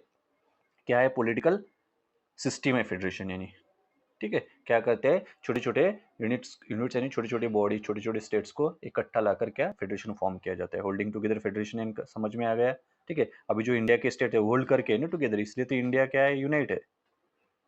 ये हो गया अपना होल्डिंग टुगेदर वाला। कमिंग टुगेदर वाला अमेरिका हो गया, यानी बहुत सारे स्टेट किसी पर्टिकुलर पर्पज से इकट्ठा आया और उन्होंने जो फॉर्म किया फेडरेशन, उसको कहा गया है फिर अमेरिका, ठीक है। ये क्या हो गया, कमिंग टुगेदर वाला फेडरेशन हो गया भैया, ठीक है। इतना ध्यान में आ गया, ठीक है। उसके बाद देखो अभी फेडरलिज्म। फेडरलिज्म क्या होता है, फेडरेशन तो समझ में आ गया, सिर्फ फेडरलिज्म यानी क्या होता है। तो फेडरलिज्म क्या होता है, फेडरलिज्म यानी फेडरलिज्म ऐसे समझो कि क्या है, कि बेसिकली जैसे इंडिया है, अब इंडिया में क्या है भैया, सेंटर है, यूनियन है और स्टेट्स है, ठीक है। अब देखो सेंटर के पास भी कुछ पावर है, स्टेट के पास भी कुछ पावर है, ठीक है। फेडरलिज्म क्या होता है, फेडरलिज्म यानी होता है कि सिस्टम ऑफ गवर्नमेंट, क्या होता है, सिस्टम ऑफ गवर्नमेंट, ठीक है, जिसमें क्या होता है कि पावर जो है डिवाइडेड रहती है, किसमें, सेंट्रल गवर्नमेंट या फिर यूनियन गवर्नमेंट में या फिर रीजनल गवर्नमेंट में, ठीक है। जैसे कि सेंटर और स्टेट में, इसे क्या कहा जाता है, फेडरलिज्म, ठीक है। देखो जब भी फेडरलिज्म आप यानी वर्ड सुनोगे तो एक ही बात ध्यान में रखना, डिवाइडेशन ऑफ पावर। क्या, डिवाइडेशन ऑफ पावर, बस हो गया फेडरलिज्म, इतना ही ध्यान में रखो, बेसिक के लिए बहुत ही बढ़िया है। और इसी बेसिस पे आप बहुत सी चीजें आगे समझ सकते हो कि भाई फेडरलिज्म यानी क्या होता है। भाई फेडरलिज्म होने होता है कि डिवाइडेशन ऑफ पावर, क्या होता है, डिवाइडेशन ऑफ पावर, ठीक है। जैसे कि हमारा इंडिया में सेंटर है और क्या है, स्टेट है, सेंटर की अलग पावर है, स्टेट की भी अलग पावर है, ठीक है। समझ में आ रहा है, इसे ही कहा जाता है सेंटर एंड स्टेट, ठीक है। उसके बाद देखो, उसके बाद आगे चलते हैं, अभी यहाँ पे बुक्स में देखो, फेडरल सिस्टम ऑफ गवर्नमेंट, हमारे कॉन्स्टिट्यूशन ने क्या किया है, establish federal system of government. It contains all the usual features of federation, ठीक है, यानी फेडरेशन के फीचर्स भी है हमारे इसमें, ठीक है। जैसे कि क्या है, टू गवर्नमेंट्स है, ठीक है, देखो सेंटर स्टेट टू गवर्नमेंट्स हो गए, ठीक है। डिवीजन ऑफ पावर्स है या नहीं, सेंटर के पावर्स अलग है, स्टेट के पावर्स अलग है, ठीक है। रिटन कॉन्स्टिट्यूशन है हमारा, ठीक है। उसके बाद सुप्रीमेसी ऑफ द कॉन्स्टिट्यूशन है, हमारे यहाँ पे पार्लियामेंट सुप्रीम नहीं है, ये बात यहाँ पे ध्यान में रखना। जैसे कि ब्रिटेन में पार्लियामेंट सुप्रीम है, लेकिन हमारे यहाँ पे क्या सुप्रीम है, कॉन्स्टिट्यूशन भैया। हमारे यहाँ पे सबसे ऊपर अगर कौन है तो कॉन्स्टिट्यूशन है, कॉन्स्टिट्यूशन हमारे यहाँ पे सुप्रीम है, ठीक है। कॉन्स्टिट्यूशन कैसे भाई, रिजिड है, रिजिडिटी ऑफ द कॉन्स्टिट्यूशन है, फ्लेक्सिबिलिटी भी है कहाँ पे, ठीक है। इंडिपेंडेंट जुडिशियरी भी, और बाई कैमरलिज्म, बाई कैमरलिज्म यानी क्या होता है, टू हाउसेस, क्या होता है, टू हाउसेस। यूनिकैमरलिज्म यानी वन हाउस, ठीक है। जैसे कि टू हाउसेस, लोकसभा राज्यसभा, अगर एक ही हाउस रहता है लोकसभा तो उसे क्या कहा जाता है, यूनि कैमरल, ठीक है। और बाई कैमरल यानी टू हाउसेस रहेंगे, ठीक है। चलो फिर आगे बढ़ते हैं, ठीक है। जैसे फेडरल फीचर्स है वैसे यूनाइटरी फीचर्स भी है। भाई यूनाइटरी फीचर्स यानी क्या होता है, यानी एक ही फीचर्स सभी जगह क्या हो जाएंगे, वो लागू हो जाएंगे भाई। जैसे सिंगल सिटीजनशिप, सिंगल सिटीजनशिप है ना, आप इंडिया के चाहे किसी भी कोने में पैदा हो जाओ, आपको इंडियन सिटीजन ही कहा जाएगा। क्या कहा जाएगा, इंडियन सिटीजन ही कहा जाएगा। ऐसा तो नहीं होगा कि आप उत्तर प्रदेश में पैदा हो गए तो नहीं आप यूपी के सिटीजन हो गए, नहीं भैया, आप क्या हो गए, इंडिया की सिटीजन हो गए। तो सिंगल सिटीजनशिप यूनाइटरी प्रोविजन है। उसके बाद देखो स्ट्रॉन्ग सेंटर, यूनाइटरी प्रोविजन है, ठीक है। सिंगल कॉन्स्टिट्यूशन भैया, स्टेट का कॉन्स्टिट्यूशन है क्या भैया हमारे यहाँ पे, है क्या, नहीं है, फिर क्या हो गया, ये भी यूनाइटरी फीचर हो गया, सिंगल कॉन्स्टिट्यूशन, ठीक है। देखो ये फीचर्स जो है ना, कैसे आपको प्रेडिक्ट करने या फिर कैसे ध्यान में रखने हैं, मैं आपको बताऊंगा। कोई ट्रिक वगैरह नहीं है, मैं आपको खाली समझा के दूंगा कि आप इस वे में सोचो, आपको ये फीचर्स क्या हो जाएंगे, ध्यान हो जाएंगे, यानी याद रह जाएंगे, ठीक है। आगे चैप्टर है इस पे स्पेशल, उसमें देखेंगे अभी, ठीक है। चलो फिर आगे बढ़ते, उसके बाद देखो इंटीग्रेटेड जुडिशरी। जुडिशरी कैसे हमारी इंटीग्रेटेड है, सुप्रीम कोर्ट है, हाई कोर्ट है, सबऑर्डिनेट कोर्ट है, ठीक है। उसके बाद देखो appointment of state governor by the centre, यानी जो भी स्टेट गवर्नर्स है उसको कौन अपॉइंट करता है, सेंटर ही करता है, बेसिकली प्रेसिडेंट के द्वारा रहता है, लेकिन president central council of minister के एडवाइस पे ही काम करता है ना। ठीक है, ये सभी समझ में आ जाएगा जैसे आगे बढ़ेंगे। ऑल इंडिया सर्विसेज है भाई, IAS IPS, ठीक है। इमरजेंसी प्रोविजंस भी है भाई, ठीक है, नेशनल इमरजेंसी वगैरह पता है, ठीक है। फेडरेशन का मीनिंग तो मैंने आपको बता ही दिया, क्या होता है फिर फेडरेशन, यानी फेडरेशन एक पॉलिटिकल सिस्टम है जिसमें क्या वेरियस बॉडीज वेरियस स्टेट्स इकट्ठा आते हैं और एक यूनियन फॉर्म करते हैं, यानी फेडरेशन फॉर्म करते हैं, ठीक है, उसे कहा जाता है फेडरेशन। फेडरलिज्म यानी क्या होता है भैया, यानी पावर का डिवाइडेशन, पावर यानी क्या हो रहा, डिवाइड हो रही है आपकी, ठीक है। ऐसे यानी सिंपल लैंग्वेज में आपको बता दो, ठीक है, ज़्यादा ट्रिकी लैंग्वेज या फिर ट्रिकी वर्ड्स यूज नहीं कर रहा हूँ, ठीक है। उसके बाद देखो the term federation has nowhere been use in the constitution, तो भैया ये जो टर्म है ये यहाँ पे ध्यान में रखो, एक स्टेटमेंट ज्यादा सर यानी सीधा सीधा एग्जाम में पूछ लिया जाता है। ये जो फेडरेशन वर्ड है ना भैया, ये जो क्या है फेडरेशन वर्ड है, ये हमारे कॉन्स्टिट्यूशन में मेंशन नहीं किया गया है, मेंशन है क्या, नहीं, फेडरेशन वर्ड आप यानी हमारे कॉन्स्टिट्यूशन में आपको इसका मेंशन जिक्र नहीं मिलेगा, ठीक है। लेकिन देखो article 1 describes India as a union of state which implies two things. One, Indian federation is not the result of an agreement by the states and no state has the right to secede from the federation. लेकिन हमारा article 1 जो है constitution का वो क्या कहता है कि इंडिया क्या है, यूनियन ऑफ स्टेट है, क्या है, यूनियन ऑफ स्टेट। देखो फेडरेशन ऑफ स्टेट्स कहा गया है क्या, नहीं, हमारी इंडिया को कहा गया है यूनियन ऑफ स्टेट्स। भाई यूनियन ऑफ स्टेट का मतलब क्या होता है, सबसे पहले तो जान लो एक कंडीशन यहाँ पे कि हमारा जो यूनियन बना हुआ है वो ऐसे नहीं है होल्डिंग टू कमिंग टुगेदर वाला यूनियन है क्या, नहीं, कैसा है हमारा यूनियन, होल्डिंग टुगेदर वाला है, होल्डिंग टुगेदर वाला है, यानी हमारा जो इंडिया बना है वेरियस स्टेट्स इकट्ठा आके नहीं बना हुआ है, ठीक है। हमारा इंडिया ऑलरेडी एक बहुत बड़ा कंट्री था और हमने जो स्टेट का अभी जो और सॉरी और अब हम जो स्टेट का डिवीजन देखते हैं वो स्टेट का जो डिवीजन हमने किया है वो हमारे एडमिनिस्ट्रेटिव पर्पस के लिए हमने किया हुआ है, यानी बहुत सारे स्टेट इकट्ठा आके इंडिया फॉर्म नहीं हुआ है, ठीक है, ये बात यहाँ पे ध्यान में रखना। और कोई भी स्टेट उसको इजाजत नहीं है भैया कि वो उस यूनियन से बाहर जा सके।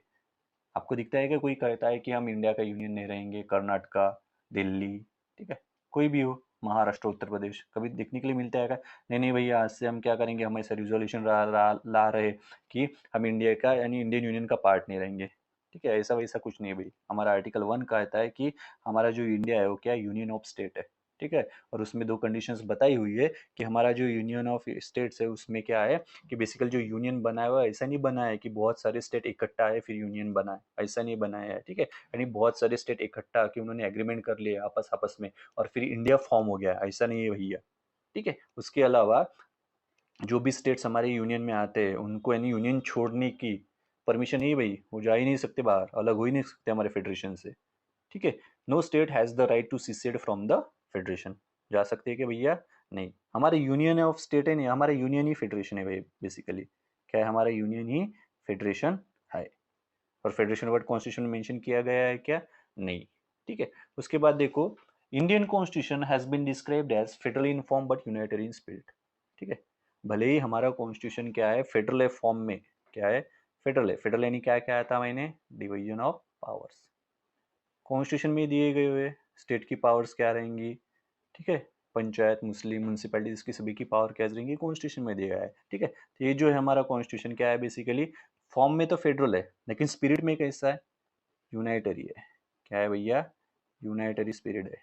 और यूनाइटरी स्पिरिट यानी क्या हो गया कि कोई अलग नहीं जा सकता ना हमारे फेडरेशन से, कि नहीं भाई हम जा रहे हैं आपका घर छोड़ के, छोड़ आए हम वो गलिया, ऐसा वैसा कुछ हो सकता है कि नहीं। तो हमारा कॉन्स्टिट्यूशन क्या है फेडरल है फॉर्म में लेकिन यूनाइटरी है स्पिरिट में, ठीक है। उसके बाद देखो क्वासी फेडरल कहा गया था केसी व्यवहारी के द्वारा, क्या कहा गया था, क्वासी फेडरल केसी व्यवहारी के द्वारा, ये ध्यान में रखना किसने क्या कहा था ये पूछा जाता है, ठीक है। क्या कहा था, क्वासी फेडरल केसी व्यवहारी ने कहा था। मॉरिस जॉन्स ने कहा था कि हमारा जो फेडरलिज्म है बार्गेनिंग फेडरलिज्म है। ग्रैनुअल ऑस्टिन ने क्या कहा था कि भाई कोऑपरेटिव फेडरलिज्म है, ठीक है। और आइवर ज्विनिंग्स देते उन्होंने कहा था फेडरेशन विद सेंट्रलाइजिंग टेंडेंसी है, ठीक है। ये किसने क्या कहा था ये मैच द पेयर्स में भी आ सकता है और एक कोऑपरेटिव फेडरलिज्म वगैरह जो है ना आपके मेंस में भी काम आएगा, ठीक है। अब देखो यहाँ आपके जो टर्मिनोलॉजी है ना कॉसी फेडरल वगैरह मैं आपको इंट्रोडक्टरी थोड़ा बार नहीं थोड़ी बहुत आपको एक्सप्लेन करके देता हूँ, ठीक है। अब कॉसी फेडरल यानी क्या होता है, ठीक है। तो आपको पता है कि इंडिया की जो फेडरल सिस्टम है मिक्स है, क्या है, मिक्स है। इसमें फेडरल प्रोविजंस भी है और यूनाइटरी प्रोविजंस भी है। अभी कुछ देर पहले हमने देखा स्ट्रॉन्ग कॉन्स्टिट्यूशन भैया क्या है, यूनाइटरी प्रोविजन है। सिंगल सिटीजनशिप क्या है भैया, यूनाइटरी प्रोविजन है। रिटर्न कॉन्स्टिट्यूशन क्या है भैया, फेडरल प्रोविजन है। सुप्रीमेसी ऑफ द कॉन्स्टिट्यूशन ये भी रिटर्न फेडरल प्रोविजन है भैया। तो फेडरल भी फीचर्स है, यूनाइटरी फीचर्स भी है, ठीक है। तो बेसिकली क्या होता है क्वासी फेडरल यानी, क्वासी फेडरल यानी होता है कि combination of federal features and unitary features, ठीक है। लेकिन लेकिन सबसे ज्यादा पावर्स कहाँ पे रहती है, फेडरल यूनियन की तरफ रहती है। क्या रहती है, यूनियन की तरफ या फिर सेंट्रल किस तरफ, ठीक है। क्वासी फेडरल यानी क्या आता है कि ऐसी सिस्टम जिसमें क्या है, ऐसी सिस्टम है गवर्नमेंट की जिसमें फेडरल फीचर्स भी है, यूनाइटरी फीचर्स भी है, लेकिन ज्यादा से ज्यादा पावर का किसकी तरफ रहेगी, सेंटर की तरफ रहेगी। यानी more powers leaning towards the centre than states, इसे कहा जाता है क्वासी फेडरल। समझ में आ गया, ठीक है। चलो फिर आगे बढ़ते। उसके बाद क्या दिया हुआ है देखो, बार्गेनिंग फेडरलिज्म। अब बार्गेनिंग फेडरलिज्म यानी क्या होता है, तो बार्गेनिंग फेडरलिज्म यानी होता है कि power is divided between the central government and the regional और स्टेट गवर्नमेंट्स। ये आपको पता है, फेडरलिज्म आ गया तो क्या आ गया, बेसिकली मैंने कहा था फेडरलिज्म यानी क्या, ध्यान में रखना है आपको सिर्फ डिवाइडेशन ऑफ पावर। देखो इसमें भी बार्गेनिंग है, बार्गेनिंग का मीनिंग वही है जो हम बार्गेन करते हैं, ठीक है। फेडरलिज्म का मीनिंग यहाँ पे वही हो गया। देखो क्या कहा है कि power is divided between the central government and the regional और स्टेट गवर्नमेंट, आ गया भाई फेडरलिज्म। अब बार्गेनिंग का मीनिंग देखते हैं, ठीक है। It involves the negotiations and compromises sorry it involves negotiations and compromises between different levels of government to determine the distribution of authority and resources। Basically जो भी distribution of authority and resources के लिए जो भी bargaining हो रहा है, जो भी बार्गेनिंग हो रहा है उसे क्या कहेंगे आप, बार्गेनिंग, ठीक है। किसी भी चीज का, अब आप पॉलिटी पढ़ रहे हैं तो क्या, अथॉरिटी रिसोर्सेस इसका क्या हो रहा है, बार्गेन हो रहा है, तो उसे बार्गेनिंग करे। फेडरलिज्म यानी क्या हो गया, डिवाइडेशन ऑफ पावर, ये हो गया भाई बार्गेनिंग फेडरलिज्म। समझ में आ रहा है, ठीक है। यानी क्या, सोर्स अथॉरिटी पावर इसके लिए बार्गेनिंग हो रही है, लेकिन है तो फेडरलिज्म ही नहीं, ठीक है। फेडरलिज्म यानी क्या होता है, डिवाइडेशन ऑफ पावर। तो ये हो गया भाई बार्गेनिंग फेडरलिज्म। उसके बाद देखो भाई कोऑपरेटिव फेडरलिज्म दिया हुआ है। अब कोऑपरेटिव फेडरलिज्म यानी क्या होता है, तो देखो कोऑपरेटिव फेडरलिज्म, कोऑपरेटिव का मीनिंग पता है, फेडरलिज्म का मीनिंग पता है। फेडरलिज्म का मीनिंग क्या होता है, फेडरलिज्म का मीनिंग होता है भाई डिवाइडेशन ऑफ पावर, ठीक है। फिर देखो कोऑपरेटिव यानी क्या होता है कि जो भी हमारा सेंट्रल गवर्नमेंट है और स्टेट गवर्नमेंट है, ये क्या कोऑपरेट करेंगे, कोऑपरेट करके क्या करेंगे, वर्क करेंगे, इसे कहा गया कोऑपरेटिव फेडरलिज्म। यानी जो कॉमन इश्यू है ना, वहां पे क्या करेंगे, ये इकट्ठा आएंगे, कोऑपरेट करेंगे एक दूसरे से और वर्क करेंगे, ठीक है। उसे कहा गया है cooperative federalism, cooperative federalism. Federalism का मीनिंग मैंने कहा था आपको, ध्यान में रखो, पावर की डिवाइडेशन, ठीक है। उसके बाद क्या है, कोऑपरेटिव फेडरलिज्म के बाद कि कौन सा है भैया ये, एक सेकंड दे दो, हाँ कौन सा है, centralising federation with A centralising tendency, federation with A centralising tendency. आपके बुक में ही दिया हुआ है, ठीक है, मैं सिर्फ एक्सप्लेन कर रहा हूँ, सेंट्रलाइजिंग टेंडेंसी। अब ये क्या हो गया अभी, क्या होता है federation with A centralising tendency, sentence पढ़ने के बाद भी ध्यान में आता है, ठीक है। देखो tendency of the central government to have more power than the state. भाई सेंट्रलाइजिंग टेंडेंसी है तो क्या रहेगी टेंडेंसी सेंट्रल गवर्नमेंट की कि भाई हमें मोर पावर चाहिए या फिर हमें मोर पावर होनी चाहिए देन स्टेट्स, स्टेट से भी ज्यादा हमारे पास पावर होनी चाहिए, सेंट्रलाइजिंग टेंडेंसी, ठीक है। वो कहते हैं ना कि कोई सेल्फिश है या फिर सेंट्रलाइज है बहुत खुद के बारे में, तो भाई वो खुद के बारे में सोचता है ना कि नहीं मेरे को ऐसा चाहिए, उससे ज़्यादा चाहिए, इससे वो चाहिए, ऐसा चाहिए वैसा चाहिए, ठीक है। तो इसे कहा जाता है फेडरेशन विथ सेंट्रलाइजिंग टेंडेंसी। यानी सेंट्रल गवर्नमेंट क्या कहती है, या फिर सेंट्रल गवर्नमेंट को ज़्यादा पावर रहती है देन द स्टेट्स, ठीक है। लेकिन ये जो है सेंट्रलाइजिंग टेंडेंसी हमारी, इसमें भी कहा गया है, क्रिटिसिज्म किया गया है, वो किसके लिए भाई, क्योंकि हमारी यूनिटी एंड इंटीग्रिटी बरकरार रहे। क्या हमारी यूनिटी एंड इंटीग्रिटी, सॉरी हमारी यूनिटी और इंटीग्रिटी क्या रहे, बरकरार रहे, ठीक है। आई होप आपको समझ में आ गया होगा, ठीक है।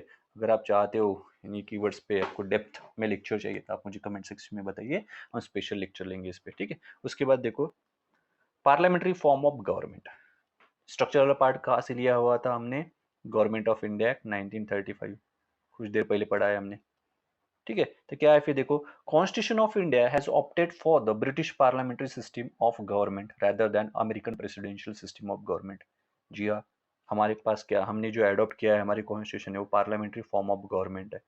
प्रेसिडेंशियल फॉर्म ऑफ गवर्नमेंट है क्या, नहीं। पार्लियामेंट्री नहीं, क्या हो गया भाई, क्या नहीं, हमारा हेड ऑफ द स्टेट क्या है, प्रेसिडेंट है, लेकिन हेड ऑफ द गवर्नमेंट क्या है, प्राइम मिनिस्टर है, ठीक है। अमेरिका में क्या है, अलग ही चलता है, ठीक है। तो यानी इतना ध्यान में रखो कि हमारी जो हमारा जो कॉन्स्टिट्यूशन है उसमें किस टाइप की यानी जो गवर्नमेंट सिस्टम एडॉप्ट किए, parliamentary form of government system adopt किए। अभी पार्लियामेंट्री फॉर्म में क्या होता है, तो पार्लियामेंट्री फॉर्म में क्या होता है, जैसे कि लेजिस्लेटिव ऑर्गन है, एग्जीक्यूटिव ऑर्गन है, ठीक है, जुडिशियरी भी है, ठीक है, जुडिशियल ऑर्गन भी है, ठीक है। तो पार्लियामेंट्री फॉर्म में क्या होता है कि कोऑपरेशन एंड कोऑर्डिनेशन रहता है, कोऑपरेशन एंड कोऑर्डिनेशन, कोऑर्डिनेशन किन के बीच में भैया, भैया लेजिस्लेटिव और एग्जीक्यूटिव के बीच में, ठीक है, क्या, लेजिस्लेटिव और एग्जीक्यूटिव के बीच में, ये कोऑपरेट करते हैं, कोऑर्डिनेट करते हैं, कोऑपरेशन रहता है और कोऑर्डिनेशन भी रहता है लेजिस्लेटिव एंड एग्जीक्यूटिव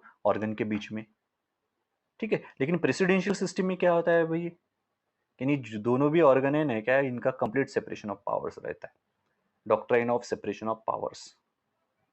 ये जो दोनों भी ऑर्गन्स है इनका क्या रहता है, इनके पावर का कंप्लीट सेपरेशन रहता है, कहाँ पे, प्रेसिडेंशियल सिस्टम में।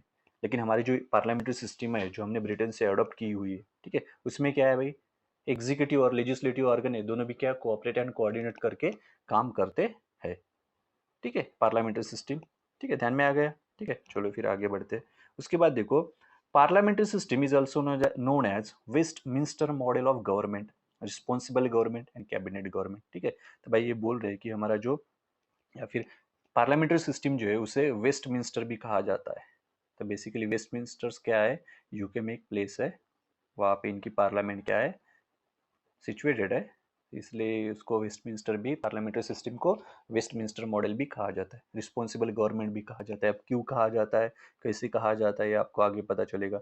यहाँ पे अगर एक्सप्लेन करने बैठे ना तो बहुत ही लेक्चर लंबा हो जाएगा, और पार्ट्स में भी ले तो बहुत यानी बहुत पार्ट्स निकल जाएंगे, 3-4 तो बन ही जाएंगे, ठीक है। तो आगे चल के आपको बहुत अच्छे तरीके से अपने आप समझ में आ जाएगा, ठीक है। उसके बाद देखो क्या दिया है कि रिस्पॉन्सिबल गवर्नमेंट, उसके अलावा कैबिनेट गवर्नमेंट भी कहा जाता है। क्यों कहा जाता है भैया कैबिनेट गवर्नमेंट, क्योंकि कैबिनेट ही क्या करती है, सभी डिसीजंस लेती है, क्या लेती है, कैबिनेट ही सभी डिसीजंस लेती है, ठीक है, इसलिए इसे कहा जाता है कैबिनेट गवर्नमेंट भी कहा जाता है, ठीक है। The constitution establishes the parliamentary system not only at the centre but also in the state. तो क्या कह रहे हैं भैया, ये कह रहे हैं बेसिकली कि हमारा जो कॉन्स्टिट्यूशन है इन्होंने, सॉरी, हमारा जो कॉन्स्टिट्यूशन है इसने क्या किया है कि सिर्फ जो पार्लियामेंट्री सिस्टम है सेंटर पे एस्टेब्लिश नहीं किए, स्टेट पे भी एस्टेब्लिश किए। देखो ना सेंटर में क्या है, सीएम है, सॉरी पीएम है, सीएम नहीं, पीएम है, काउंसिल ऑफ मिनिस्टर भी है, ठीक है, कैबिनेट भी है। स्टेट में भी सेम है, सीएम रहेगा, स्टेट काउंसिल ऑफ मिनिस्टर्स रहेंगे, हेड ऑफ द स्टेट भी रहेगा, इधर भी रहेगा प्रेसिडेंट, इधर रहेगा गवर्नर, ठीक है। तो यानी क्या है, दोनों जगह पे, सेंटर पे भी और स्टेट पे भी क्या है, कॉन्स्टिट्यूशन ने हमारे पार्लियामेंट्री सिस्टम क्या की हुई है, एस्टेब्लिश की हुई है, ठीक है। तो यहाँ पे पार्लियामेंट्री सिस्टम के कुछ फीचर्स दिखाए गए वो हम देख लेते हैं, ठीक है। देखो फिर फीचर्स ऑफ पार्लियामेंट्री गवर्नमेंट क्या रहेंगे, फीचर्स ऑफ पार्लियामेंट्री गवर्नमेंट आप देख सकते हो और बता सकते हो, ठीक है। देखो presence of nominal and real executive, अब देखो नॉमिनल एंड रियल एग्जीक्यूटिव का क्या रहेगा, बोल रहे प्रेजेंस रहेगा। अब देखो नॉमिनल एग्जीक्यूटिव कौन हो गया भैया, हमारे प्रेसिडेंट हो गए, रियल एग्जीक्यूटिव कौन हो गए भैया, प्राइम मिनिस्टर, ये हेड ऑफ द गवर्नमेंट रहते हैं, और nominal executive head of the state रहते हैं, बेसिकली सेरेमोनियल हेड रहते हैं, ठीक है। लेकिन चलाता सभी कौन है, प्राइम मिनिस्टर। इसका मतलब ये नहीं कि प्रेसिडेंट की कुछ वैल्यू नहीं, ठीक है भाई, प्रेसिडेंट को सब लेखा जोखा देना, सॉरी प्राइम मिनिस्टर को सब लेखा जोखा है वो देना पड़ता है प्रेसिडेंट को, ठीक है। नहीं आपको पता चलेगा आगे चल के कि प्रेसिडेंट की भी क्या इंपॉर्टेंस है, ठीक है। उसके बाद देखो मेजोरिटी पार्टी रूल, आपको पता है इलेक्शन होते हैं, इलेक्शन में जो भी पार्टी मेजोरिटी सीट्स लेके आती है उनकी क्या होती है, गवर्नमेंट फॉर्म होती है, उसके बाद देखो collective responsibility of the executive to the legislature, ठीक है, ये भी आगे चल के समझ में आ जाएगा। यहाँ पे हमें sorry collective responsibility of the executive to the legislature आगे चल के बहुत अच्छे तरीके से समझ में आ जाएगा। फिलहाल अभी इतना ध्यान में रखो कि यानी जो भी गवर्नमेंट फॉर्म हुई है, ठीक है, उनके सभी मिनिस्टर को क्या एक दूसरे का साथ देना पड़ेगा। यानी कोई मुद्दे पे जो गवर्नमेंट है या फिर जो गवर्नमेंट है उनकी सभी मिनिस्टर का क्या एक मत रहेगा। कोई ऐसे नहीं बोलेगा कि मैं गवर्नमेंट से सहमत नहीं हूँ। अगर भाई तू गवर्नमेंट से सहमत नहीं है, तेरी पार्टी की गवर्नमेंट है, तो तुझे क्या करना पड़ेगा, रेजिग्नेशन देना पड़ेगा, या फिर जो प्राइम मिनिस्टर है वो प्रेसिडेंट को बोल के इसको हटवा सकते हैं, निकाल सकते हैं। ठीक है, चलो फिर आगे बढ़ते।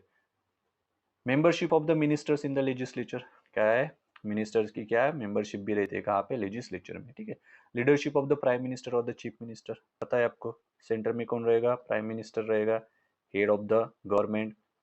और स्टेट में कौन रहेगा भैया, स्टेट में रहेगा chief minister, head of the government. Dissolution of the lower house, ये लोकसभा, ये क्या होती है, डिसॉल्व भी होती है। ठीक है, विसर्जित किया जाता है, इसको डिसॉल्व किया जाता है। ठीक है, कैसे होती है क्या होता है आगे चल के पता चलेगा। ठीक है, देखो इस चैप्टर में बताने के लिए बहुत है, लेकिन क्या है अभी अपन जस्ट बिगिनिंग स्टेज पे ना, तो बहुत से प्रोविजंस मैं बता भी दूंगा, लेकिन वो आपको थोड़ा बहुत कंफ्यूज कर देंगे।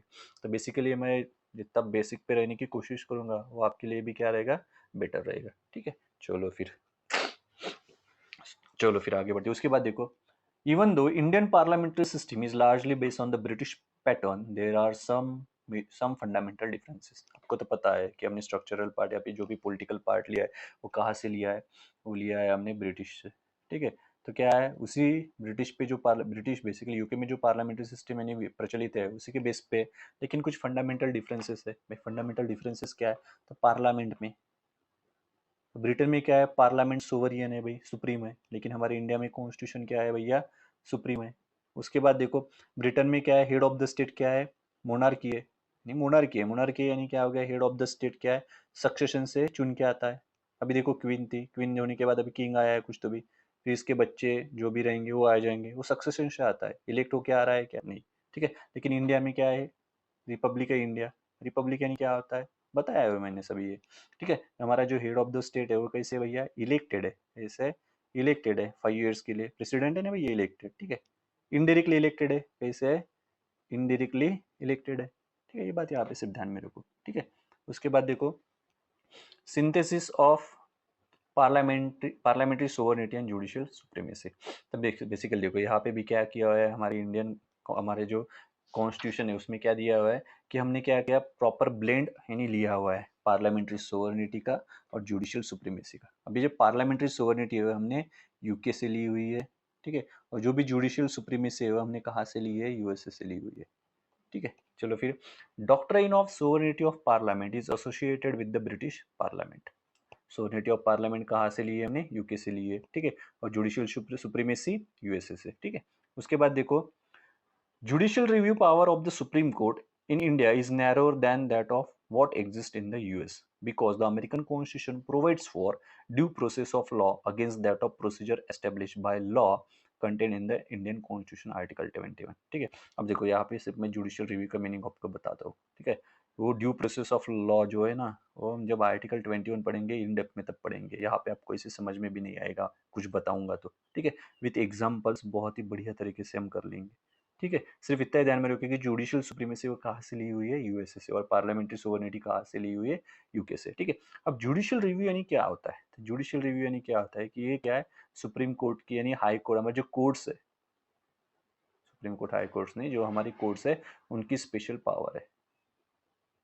ठीक है, अगर उनको लगता है कि कोई लॉ है जो हमारे कॉन्स्टिट्यूशन का बेसिक स्ट्रक्चर को क्या कर रहा है, वॉयलेट कर रहा है, क्या कर रहा है, वॉयलेट कर रहा है, तो उस लॉ को ये क्या करवा देते, इनवैलिड करवा देते, क्या करवा देते, इनवैलिड करवा देते है। बस, अगर कोई लॉ हमारे कॉन्स्टिट्यूशन से इनकंसिस्टेंट है या फिर जो भी बेसिक स्ट्रक्चर है उसको वॉयलेट कर रहा है, उसको अमेंड करने की कोशिश कर रहा है, तो क्या जुडिशियल रिव्यू की हेल्प से क्या कर लेंगे, कोर्ट उसको इनवैलिड डिक्लेयर कर लेंगे। इतना ही ध्यान में रखो, जुडिशियल रिव्यू पे स्पेशल चैप्टर है, अच्छी तरीके से हो जाएगा। ठीक है, उसके बाद देखो अब हमने क्या किया है, इसका भी सिंथेसिस बना लिया है भैया, due sovereignty of parliament British का और जुडिशियल सुप्रीमेसी यूएसए का इसका भी हमने क्या किया, सिंथेसिस बना लिया।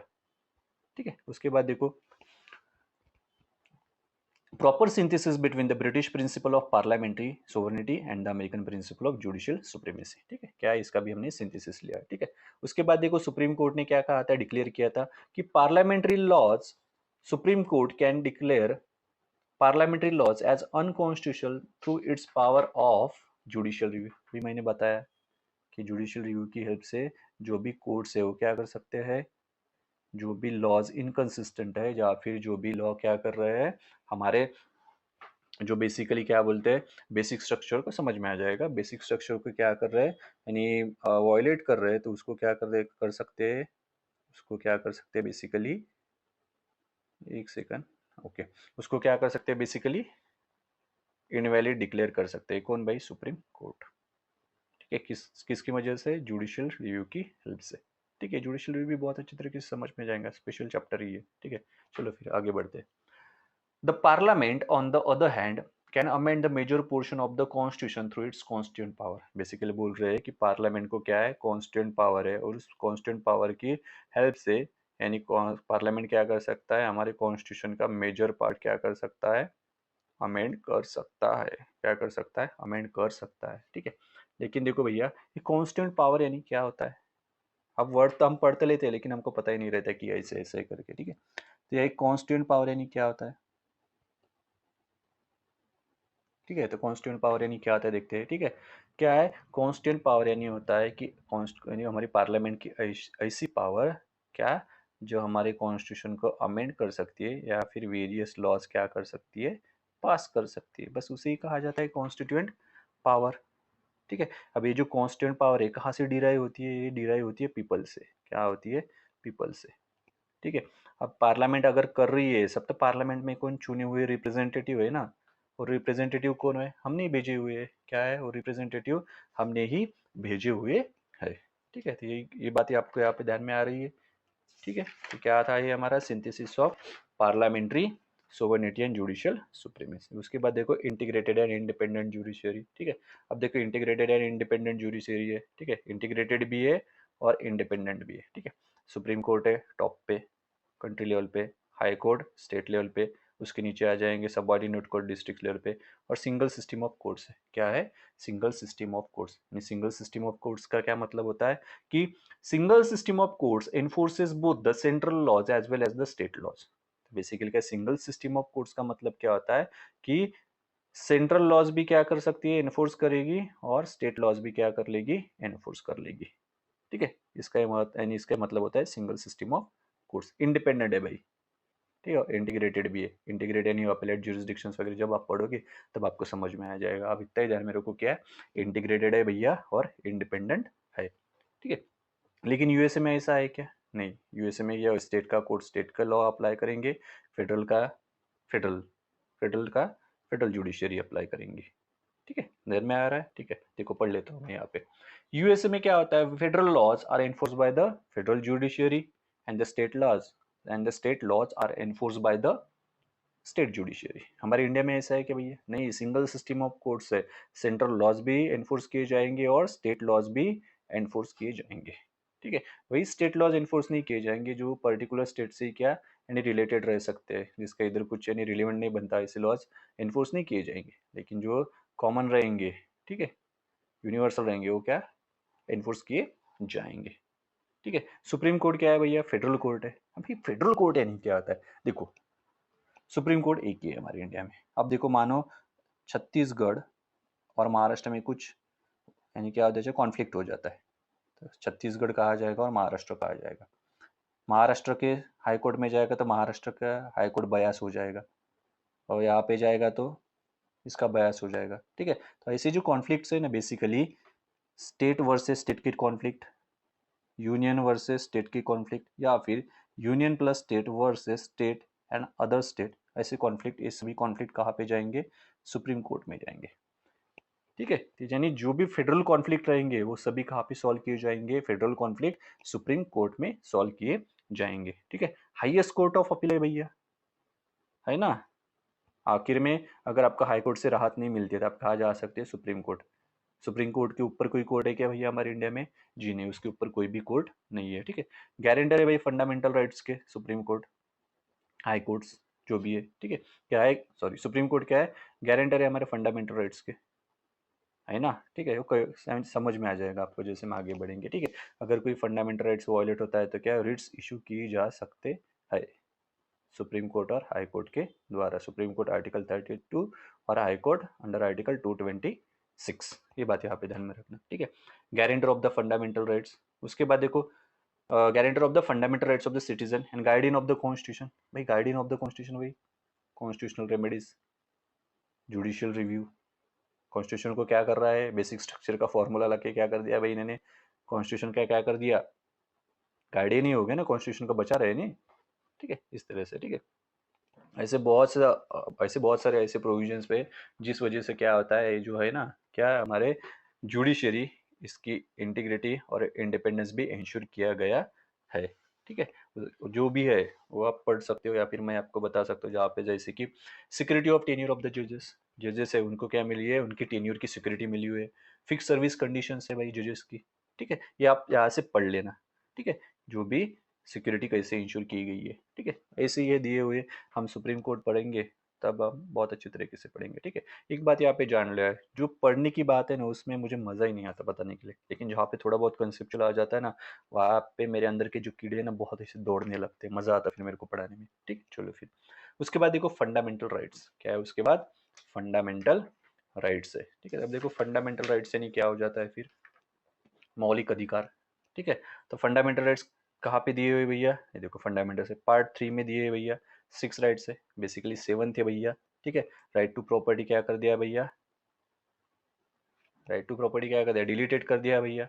44th कॉन्स्टिट्यूशनल अमेंडमेंट एक्ट 1978 ने, आज 1978 ने। अब ये क्या है भैया, अभी लीगल राइट है भैया, क्या है, लीगल राइट है, ठीक है, अभी आएंगे आपको, ठीक है। चलो फिर क्या है फंडामेंटल राइट पार्ट 3 में कितने राइट है भैया, 6 राइट्स है, कितने है भैया, 6 राइट्स, ठीक है। थोड़ा हिंदी संभाल लीजिएगा, ठीक है, I am not so good in Hindi, ठीक है, थोड़ा संभाल लीजिएगा, जैसे जैसे एडवांस करेंगे I am working on it, जैसे कि आपको पता है, और अच्छी तरीके और अच्छी बोलने की मैं कोशिश करूंगा, ठीक है।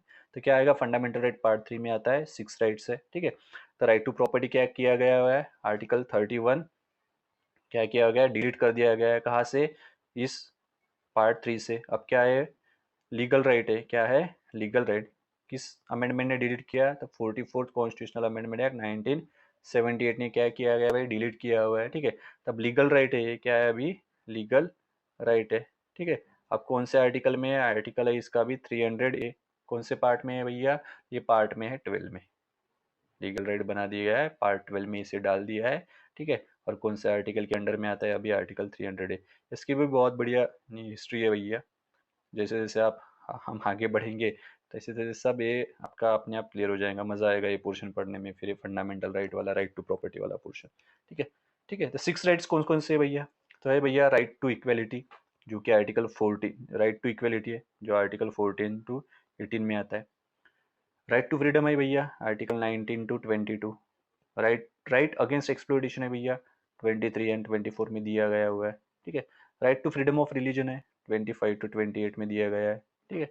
कल्चर एंड एजुकेशनल राइट है 29 एंड 30 में दिया हुआ है, ठीक है। उसके अलावा राइट टू कॉन्स्टिट्यूशनल रेमेडी है जो आर्टिकल 32 में दिया गया है, ठीक है। आर्टिकल 32 भी खुद में एक फंडामेंटल राइट है, आपको फंडामेंटल राइट्स में समझ में आ जाएगा, ठीक है। उसके बाद में देखो लीगल राइट यानी क्या होता है, पता है क्या आपको, या फिर बता दूं मैं आपको क्या होता है लीगल राइट, जस्ट सेकंड देखो, ठीक है। चलो फिर लीगल राइट यानी क्या होता है कि जो ऐसे राइट जो रिकॉग्नाइज होते हैं और एनफोर्स किए जाते हैं, ठीक है, का किसके द्वारा, स्टेट के द्वारा, क्या होते हैं लीगल राइट्स यानी कहते हैं legal rights in India, rights that are recognise, क्या रिकॉग्नाइज है और एनफोर्स किए गए किसके द्वारा, स्टेट के द्वारा, किस लिए, इक्वलिटी मेंटेन करने के लिए, किस लिए कि and are available equality, sorry, and are available equally to all citizen, sorry equality का कोई लेना देना नहीं था, ठीक है। तो क्या था लीगल राइट्स यानी क्या आता है कि ऐसे राइट्स जो रिकॉग्नाइज किए गए हैं एंड एनफोर्स किए गए किसके द्वारा, स्टेट के द्वारा, एंड सभी के लिए क्या है, इक्वली अवेलेबल है, क्या है, सभी के लिए क्या है, इक्वली अवेलेबल है, इसे कहा जाता है लीगल राइट्स, इसे क्या कहा जाता है, इसे कहा जाता है लीगल राइट्स। ये बात यहाँ पे ध्यान में रखना, ठीक है। सब आपको समझने के लिए बता रहा हूँ, ठीक है। बाकी ऐसा क्वेश्चन आता नहीं है लीगल राइट वगैरह पे, ठीक है। चलो फिर उसके बाद में देखो, ये जो फंडामेंटल राइट्स है क्या प्रोमोट करते हैं भैया? पॉलिटिकल डेमोक्रेसी क्या करते हैं? प्रोमोट करते हैं। क्या करते हैं? पॉलिटिकल डेमोक्रेसी प्रोमोट करते हैं। पॉलिटिकल डेमोक्रेसी वगैरह क्या है, अगर पढ़ना है तो आप मुझे बताना, मैं करवा दूंगा आपको, ठीक है। पॉलिटिकल डेमोक्रेसी क्या होता है, ठीक है। तो देखो यार, मैं बताए बिना नहीं रह सकता, ठीक है। डेमोक्रेसी क्या होता है? डेमोक्रेसी यानी देखो, डेमोक्रेसी यानी क्या होता है कि डेमोक्रेसी एक फॉर्म ऑफ गवर्नमेंट है बेसिकली, इतना तो आपको पता है, ठीक है। डेमोक्रेसी नहीं क्या है, डेमोस एंड क्रेटिया वगैरह पता है। डेमो बेसिकली क्या है, डेमोस एंड क्रेटिया, दो वर्ड से डेमोक्रेसी बनी हुई है। डेमोस यानी क्या हो जाता है, पीपल, और क्रेटिया यानी क्या हो जाता है, रूल, ठीक है। तो डेमोक्रेसी क्या है भैया? तो एक फॉर्म ऑफ गवर्नमेंट है, सीधी सीधे ध्यान में रखो, मैं बहुत ईजी लैंग्वेज में आपको बताता हूँ, ठीक है। डेमोक्रेसी क्या है भैया? डेमोक्रेसी फॉर्म ऑफ गवर्नमेंट है भैया, ठीक है। तो फिर पॉलिटिकल डेमोक्रेसी क्या होता है? तो पॉलिटिकल डेमोक्रेसी क्या हो जाएगा, जो भी पॉलिटिकल कंडीशंस है वो फुलफिल होनी चाहिए। जो भी पॉलिटिकल कंडीशंस है वो क्या फुलफिल होनी चाहिए, या फिर ऐसे आप कह सकते हो fulfilment of the political conditions, यानी जो भी पॉलिटिकल कंडीशंस है उसकी फुलफिलमेंट यानी पॉलिटिकल डेमोक्रेसी, ठीक है। इतना ही ध्यान में रखो, अभी ज्यादा नहीं जाएंगे इस पे, ठीक है। उसके बाद देखो, फंडामेंटल राइट जस्टिशिएबल है। अब जस्टिशिएबल यानी क्या होता है भैया? जस्टिशिएबल यानी होता है भैया, अगर आपके फंडामेंटल राइट्स वायलेट होते हैं तो आप कहाँ जा सकते हो? आप सुप्रीम कोर्ट या फिर हाई कोर्ट में जा सकते हो, ठीक है। यहाँ पे कह सकते हो कि हमारा ए राइट वायलेट हो गया है, ठीक है। तो और फिर क्या करेंगे, सुप्रीम कोर्ट जो भी डिसीजंस देगा उसके हिसाब से आप चलेंगे। तो बेसिकल जस्टिशिएबल का मतलब यही पे इतना ही ध्यान में रखो, आगे चल के आ जाएगा, ठीक है। जस्टिशिएबल का मतलब क्या है कि अगर आपके कुछ राइट्स वायलेट होते हैं तो आप जुडिशियरी की तरफ जा सकते हो। तो क्या हो गया जस्टिशिएबल। नॉन जस्टिशिएबल, आप जुडिशियरी की तरफ जा ही नहीं सकते हो वायलेट होने के बाद भी, कि नहीं? क्योंकि वो नॉन जस्टिशिएबल है, जुडिशियरी उसका इन्फोर्स नहीं करवा सकती। जस्टिशिएबल है तो आप जा सकते हो कहाँ पे? जुडिशरी की तरफ, बोल सकते हो कि हमारा ये वाला ये राइट जो वायलेट हो गया है फिर से इन्फोर्स करके दो हमें इसे, ठीक है। नॉन जस्टिशिएबल आपको, आप जा नहीं सकते हो कहाँ पे? डेमोक्रेसी की सॉरी जुडिशियरी की तरफ, किसके लिए? उसको इन्फोर्स करवाने के लिए, ठीक है। जैसे यूनिफॉर्म सिविल कोड, ठीक है, डीपीएसपी में आता है, नॉन जस्टिशिएबल है डीपीएसपी। तो आप कह सकते हो क्या सुप्रीम कोर्ट की तरफ कोई जा सकता है क्या? नहीं भैया, पूरी इंडिया में क्या कर लो, ये लगवा दो, क्या बोलते हैं, यूनिफॉर्म सिविल कोड लगवा दो। नॉन जस्टिशिएबल है, आप जा ही नहीं सकते, ठीक है। लेकिन ये आपको अगर अगर ये देखो कि अगर आप कुछ लिखते हो या फिर चलो और कुछ लिख रहे हो, लेकिन क्या कर लिया गवर्नमेंट ने कि आपकी जो लिखने का जो राइट है वही यानी बैन कर दिया, कि बोल दिया कि आप नहीं लिख सकते अभी या इस प्लेटफॉर्म पे ऐसा ऐसा ऐसा बेवजह। क्या कर लिया बेवजह, क्या कर लिया उसको, वो राइट्स आपसे छीन लिया। तो आप जा सकते हो कि भाई हमारा जो राइट है ये छीन लिया गया, राइट टू फ्रीडम एक्सप्रेशन, ठीक है। ये राइट क्या छीन लिया गया है। तो आप कहाँ जा सकते हो फिर? आप जा सकते हो जुडिशरी की तरफ। जुडिशरी की तरफ जा सकते हो तो जस्टिशिएबल, जुडिशरी की तरफ नहीं जा सकते हो तो नॉन जस्टिशिएबल, ठीक है। उसके बाद देखो, not absolute and not sacrosanct. भाई नॉट एब्सोल्यूट भी है और फंडामेंटल राइट्स नॉट सैक्रोसैंक्ट भी है। अब नॉट एब्सोल्यूट यानी क्या होता है भैया?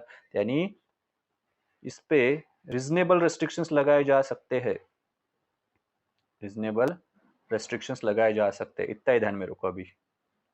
नॉट एब्सोल्यूट का मीनिंग क्या हो जाएगा कि रीजनेबल रिस्ट्रिक्शंस लगाए जा सकते हैं। नॉट सैंक्रोसैंक्ट का मीनिंग क्या हो सकता है, क्या होता है कि नॉट सैंक्रोसैंक्ट। नॉट सैंक्रोसैंक्ट का मीनिंग होता है भैया कि पार्लियामेंट के द्वारा फंडामेंटल राइट्स अमेंड किए जा सकते हैं, कॉन्स्टिट्यूशनल अमेंडमेंट लाके, ठीक है। ये हो गया नॉट सैक्रोसैंक्ट का meaning. Not absolute reasonable restrictions. Not sacrosanct, not sacrosanct का मीनिंग होता है भाई पार्लियामेंट के द्वारा जो हमारे फंडामेंटल राइट्स है उसे क्या किया जा सकता है, उसे कर्टेल किया जा सकता है, रिपील किया जा सकता है, किसकी हेल्प से? कॉन्स्टिट्यूशनल अमेंडमेंट एक्ट लाके, ठीक है। ये हो गया सैंक्रोसैंक्ट का मीनिंग, ठीक है। नेशनल इमरजेंसी में क्या हो जाती है भैया? नेशनल इमरजेंसी में हमारे जो फंडामेंटल राइट्स है वो सस्पेंड हो जाते हैं। क्या हो जाते हैं? सस्पेंड हो जाते हैं, ठीक है। कुछ राइट्स है जो नहीं होते सस्पेंड, जैसे कि आर्टिकल 20 एंड 21, ठीक है, ये समझ में आ जाएगा भैया। नेशनल इमरजेंसी और फंडामेंटल राइट्स में आपका क्वेश्चन कवर हो जाएगा। ठीक है, तो ये थे हमारे भैया directive principle, sorry fundamental rights. उसके बाद देखते हैं डीपीएसपी। अब डीपीएसपी यानी क्या हो जाता है, आपको पता है फंडामेंटल ड्यूटीज है, ऐसी ड्यूटीज है जो आपको फॉलो करनी पड़ती है, जैसे कि national song, national flag, national anthem, इनका क्या करना पड़ता है, आपको रिस्पेक्ट करनी पड़ती है। क्या करनी पड़ती है, रिस्पेक्ट करनी पड़ती है। ठीक है, सेम ऐसी कुछ ड्यूटीज है। तो डीपीएसपी यानी क्या है, स्टेट की ड्यूटीज, इतना ही ध्यान में रखो। स्टेट की ड्यूटीज क्या हो गई भाई, डीपीएसपी। आज के बाद अगर कोई भी पूछे आपको स्टेट की ड्यूटीज क्या है, तो डीपीएसपी के बारे में सोचना। ठीक है, तो डीपीएसपी देखते हैं क्या होता है। ठीक है, तो ये जो डीपीएसपी है ना, ये कहाँ पे है, पार्ट 4 में है।